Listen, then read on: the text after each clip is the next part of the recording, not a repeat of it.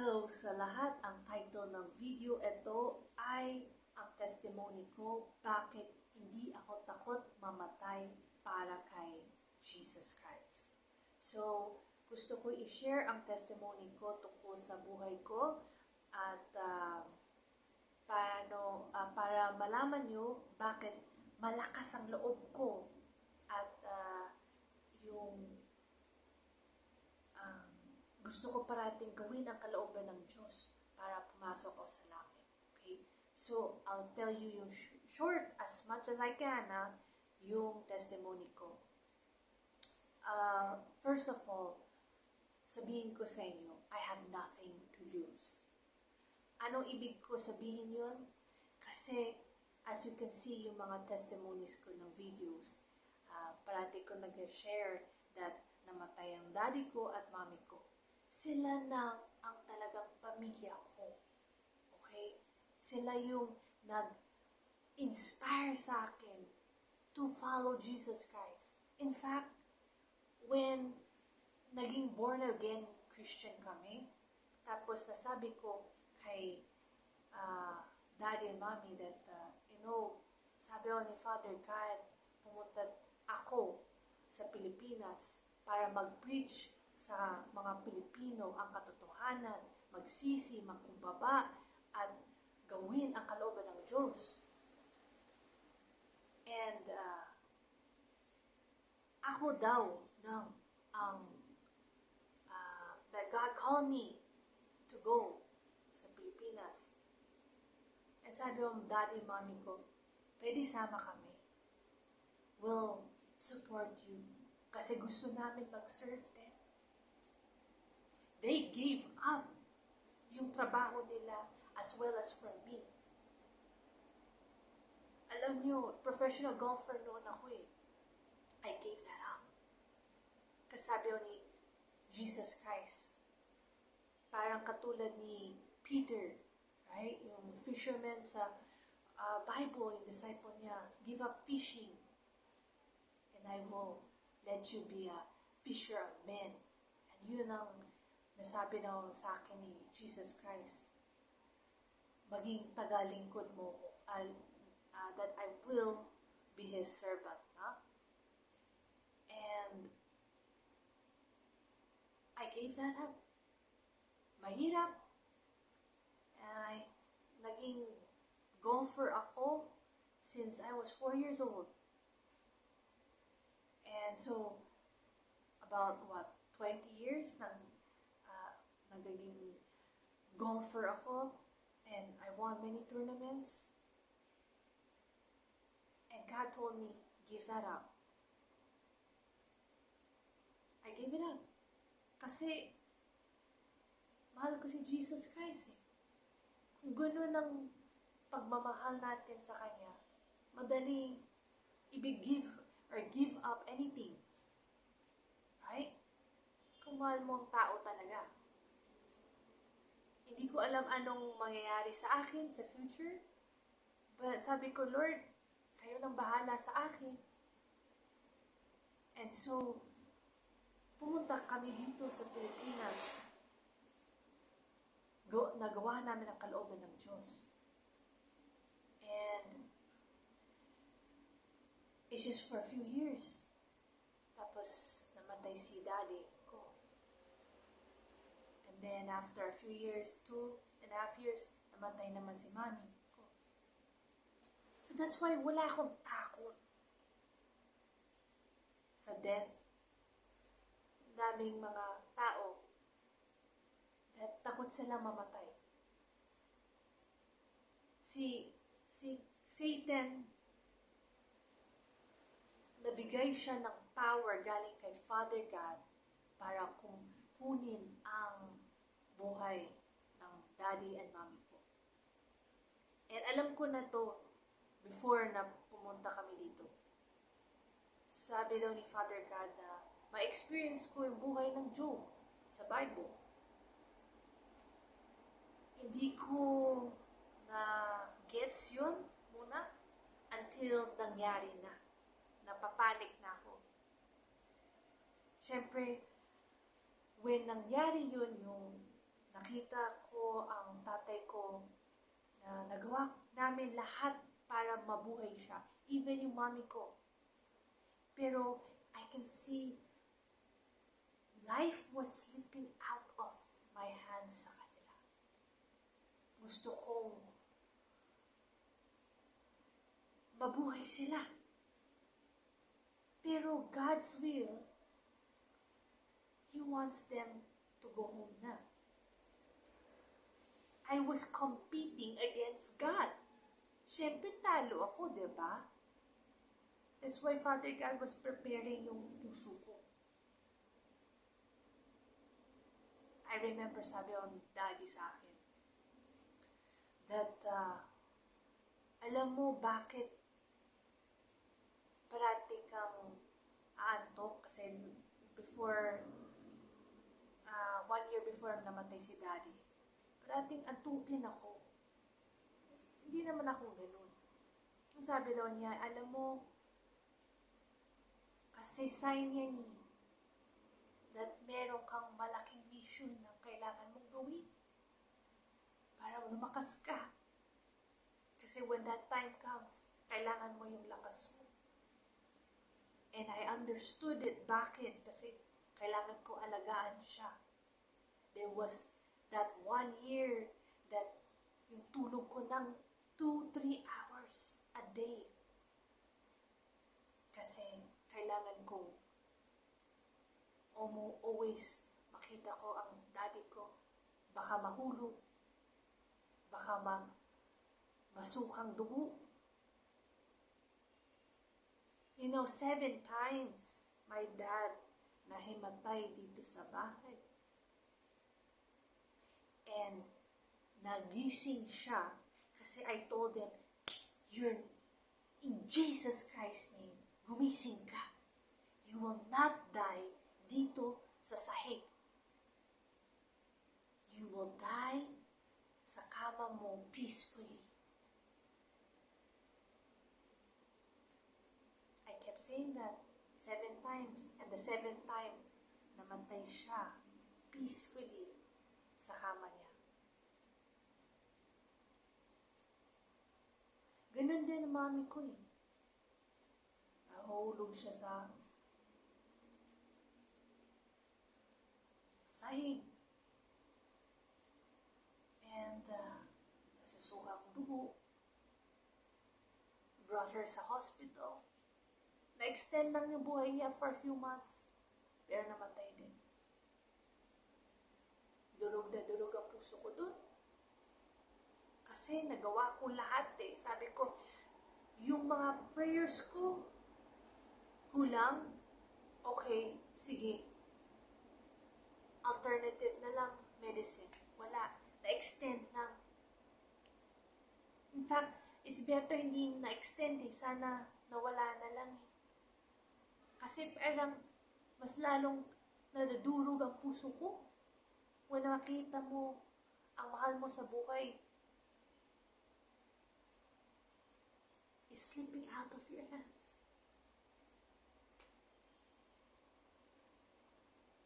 Wala kang kayang gawin.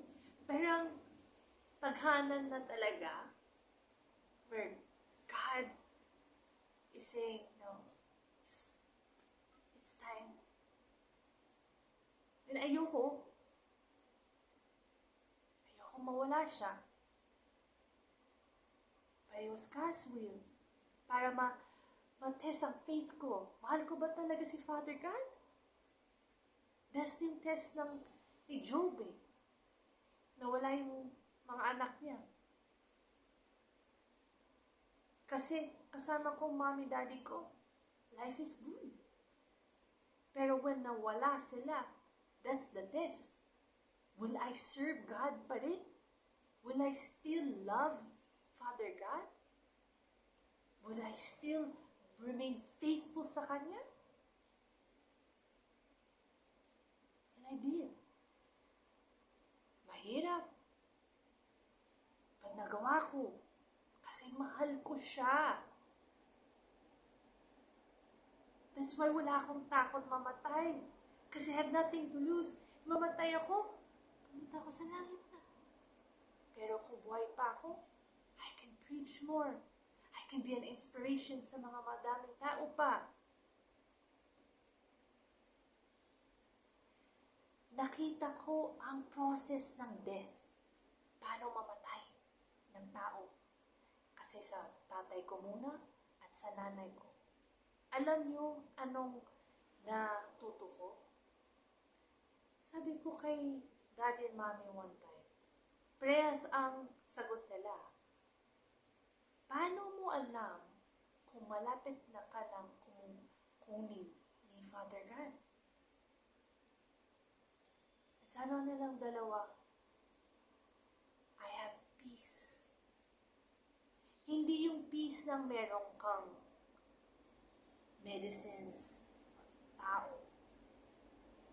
But the peace of Jesus Christ na alam mo, everything's gonna be alright. Especially yung kay mami ko. When naman malapit na siya namatay, meron siyang prayer. Sabi niya kay Father God, sabi daw niya, I'm coming home. I'm coming home. Please, Father God, please take care of my daughter. Give her all the love and the peace na kailangan niya. Ikaw na ang tatay niya. Huwag mo siyang pabayaan. I know you will love her.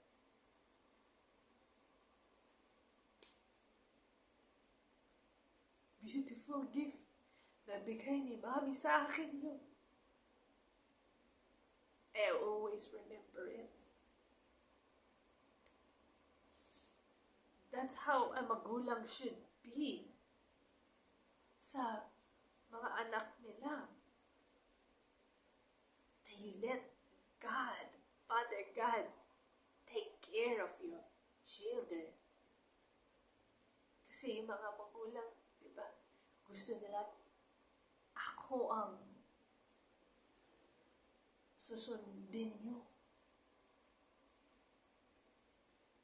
My parents, ganun. When malakas sila, yun. Pero when nawala yung lakas nila, that's when they said, Lord, kayo nang bahala sa anak namin. Kita mo yung iba yung puso nila. Na-transform ni Jesus Christ ang puso ng mami and daddy ko. Kasi nagkumbaba sila. Kasi naamin nila, malapit na akong umuwi. Sino alaga sa anak ko? So they gave it up to Father God.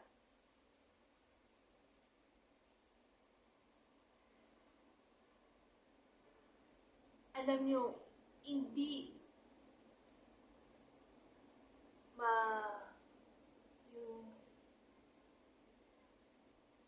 yung feeling ng I let it go, like parang okay na, everything went well. Hindi. To be honest with you, bago namatay ang daddy ko, meron akong process ng galit ako kay Father God. Sabi ko, Lord, di ba sabi niyo sa amin pumunta dito sa Pilipinas? Gawin ang kalooban mo? You know, one of my question was, bakit, Father God, you use me para ma-pray over yung mga taong hindi ko kilala at gumaling sila. Pero yung mga yung tatay at nanay ko, yung mahal ko sa buhay, sobrang pray over ko, fasting, lahat na, Bible verses, lahat ng herbs, lahat ng medicine, para gumaling sila, para mabuhay. Wala. It's like you took away the power sa loob ko. That's what it felt like. sobrang galit na galit ako kay Father God, and I know hindi tama yun. Pero ganun yung sa puso ko eh. I'm just human. Sabi ko, I did exactly anong utos mo sa akin. Bakit ganitong parusa nangyari sa buhay ko? Sabi ko ni Father God, wag ka nang magsalita kasi you might regret it. Kasi if you get mad isa pa sa akin, I will make sure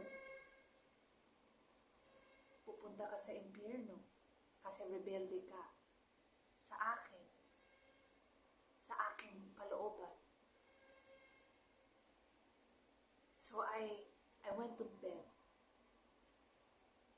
Tulog ako. And sa panaginip ko na nakita ko si Jesus Christ na upo sa kama ko. Tapos iyak na iyak siya. Sabi daw niya, di ako namatay para mag-give up ka lang sa akin. I will never give up on you. Pero sana please, don't give up on me. Mahal na mahal ka namin. Ang ganda ang buhay mo, yung future mo. Plano ni Father God to. Huwag ka magaling. Please, magtiwala ka lang. I kept crying.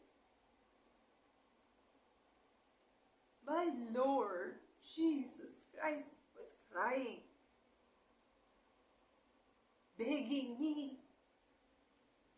Huwag ako magalit kay Father God kasi alam niya that if I get angry again, God will abandon me.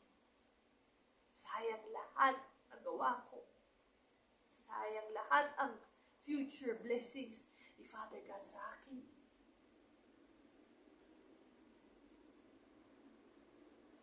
And so I woke up. Iyak na iyak din ako. I said, Lord,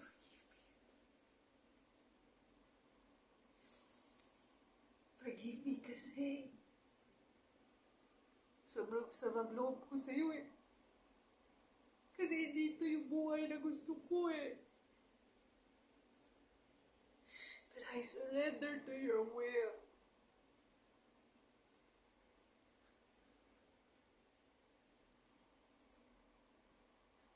Ano ba ang kalooban mo sa akin? Gagawin ko.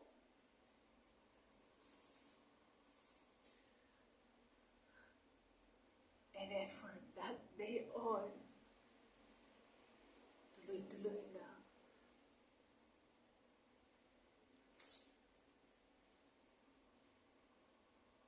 Even yung kay mommy, yung namatay siya, and then afterwards, God healed me. Healed me of my heart. Pero hindi right away kasi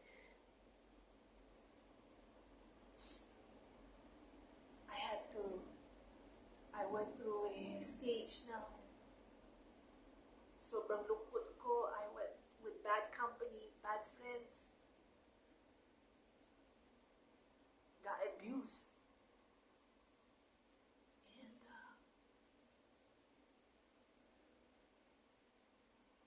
God healed my heart. Nasa abo ako ng lupa. Ganun ang pangit ang buhay ko.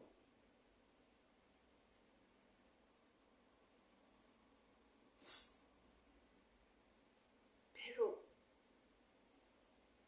once I said, Lord, I have nothing to offer to you but my love for you. Yung puso ko, ibinudulog na. Pero sana, I only pray that you can Heal it so I can glorify you through my healing process para mga tao. Don't give up. Don't give up. Ano man ang mahirap ang buhay mo, don't give up. Keep doing God's will. And you can see sa mga testimonies ko, especially La Presa, the impossible sa akin. I always wanted to go there, you know. Sabi ni daddy ko, he'll take me there, but hindi nangyari. There's a reason why. Kasi yung daddy ko, si Father God, siya nang dumala. He brought me there. See, God has a plan for all of us in our life. Yung trabaho natin is sundin lang ang kalooban niya. Kasi ang ganda, ang buhay natin. Kasi meron ng plano siya. Pero kung gawin natin ang kalooban natin, mahihirapan tayo. Masasaktan lang puso natin. Tapos mamatay tayo sa lungkot. Kasi hindi natin nagawa ang kalooban ng Diyos. So, when mamatay ako, I say, Lord, thank you. Nagawa ko ang kalooban ko. Mahirap. But it's worth it. Kasi temporary lang itong buhay natin. That's why hindi ako takot mamatay kasi dadaanan ko ng sobrang hirap sa mundo, sa buhay. I think the hardest hirap in the world is when mawala kang mahal mo sa buhay. That na makikita mo, wala kang pwedeng magawa para mabuhay sila. Kasi kalooban ng Diyos, mamatay na sila. I think that's the hardest.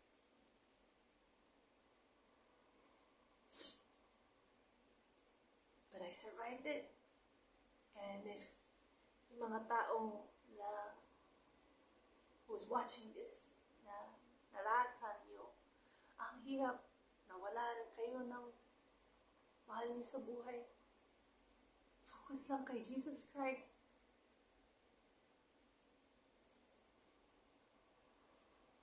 Kasi He can heal your heart as He healed mine. At He can give you yung buhay na karapat-dapat sa iyo. Kasi ayaw niyang malungkot ka. Paano mo i-inspire mga tao para mas malapit sila kay Jesus Christ kung ikaw malungkot parati? Ako, that's what I do. I focus on Jesus Christ. Doon ang magulang ko, doon yung family ko sa heaven eh. So I look there.